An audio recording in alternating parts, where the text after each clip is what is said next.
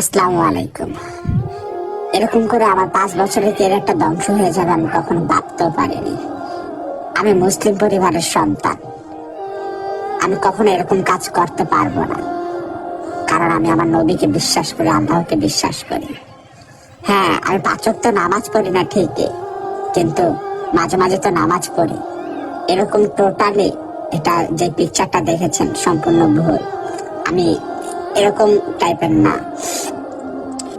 যখন স্যান্ডের সাথে আমার প্রথম দেখা হয়েছিল তখন আর কি ও আমার কাজকে খুব ভালোবাসতো, আমার কাজকে পছন্দ করতো, এই জন্য সে আমার সাথে দেখা করতে চাইছে, আমিও তার সাথে দেখা করতে চাইছি। তখন আর কি যখন রাত্র হয়ে গিয়েছিল, তারা হচ্ছে মানে কয়েকজন মিলে জুস টাইপের কিছু খাচ্ছিল, ওটা আমিও খাইছি। তখন প্রচন্ড একটা ঘুম ঘুম ভাব হয়েছিল। হওয়ার পর আমি আর কি ওই ঘুম ঘুম ভাব হয়েছে, ও দুষ্টামি করে একটা আমার কিস করে ছবি তুলেছিল। এই ছবিটা যে এরকম ভাবে একটা ইফেক্ট করবে বা আমার ক্যারিয়ারের ভিতরে আমি কখনো ভাবতে পারিনি। ইভেন কি আমার ফ্যামিলির মানুষ নানা ধরনের কথা বলছে, এমনকি আমার কাছের বন্ধু বান্ধব আমাকে এসব ছবি দিয়ে নানা ধরনের রং তামাশা করতেছে। আমি সত্যি বলছি, ওর সাথে আমার কোনো সম্পর্ক ছিল না বা এরকম না, কারণ এটা আমি মুসলিম পরিবারের সন্তান।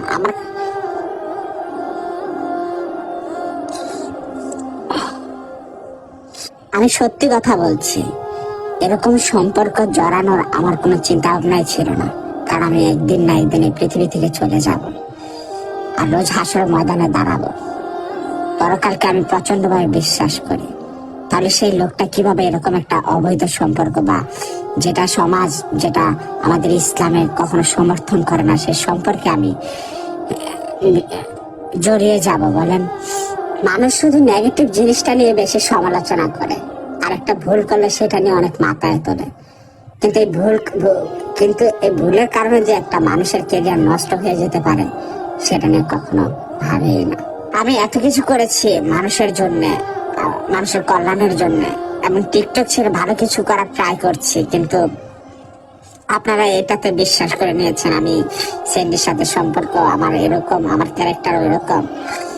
বিশ্বাস করেন, স্যান্ডি যখন আমাকে ইনভাইট করেছিল প্রথমত, তখন তারা হচ্ছে জুস খেয়েছে, অনেক কিছু খেয়েছিল। তারপর হচ্ছে আমিও সেই জুসটা খাই। খাওয়ার পর আর কি একটু ঘুম ঘুম ভাব হলো। সে দুষ্টামি করতেছে, গান বাজনা বাজাতেছে। তারপর দুষ্টামি করে আমার সাথে ঠোঁটের সাথে কিচ করে একটা ছবি তুলেছে। ছবি তোলার পর আর কি আমি দেখেছিলাম এই ছবিটা সে তুলেছে। তারপর আমি তাকে বোঝালাম যে দেখো, তুমি যে দুষ্টামি করে ছবিটা তুলছো, পরে কিন্তু আমার ক্যারিয়ার ভিতরে অনেক ধরনের নেগেটিভ একটা ইফেক্ট আসবে। সে আমাকে বলল যে কিছু হবে না। তারপর আমি জোর করে ছবিটা ডিলিট করে ফেললাম, সে বলছে ডিলিট করে ফেলছে। কিন্তু এই ছবিটা যে এইভাবে ভাইরাল হয়ে যাবে আমি কখনো ভাবিনি। প্রমিস, গড প্রমিস, আমি মোটেও এরকম না। আর যদি আপনারা বিশ্বাস না করেন না, তাহলে মনে হয় আমি আর আপনাদের মাঝে আসবো না, আর কখনো ফিরে নাও আসতে পারি।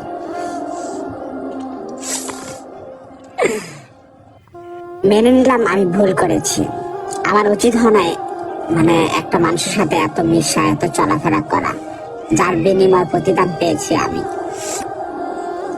তারপর এখন মানুষও হয়তো বা আমাকে রাস্তায় দেখলে আবার আগের মতো হাসাহাসি করবে, আগের মতো বলবে যে ওই যে দেখো ওই ছেলেটা, তার টিকটকের স্বভাব যায়নি।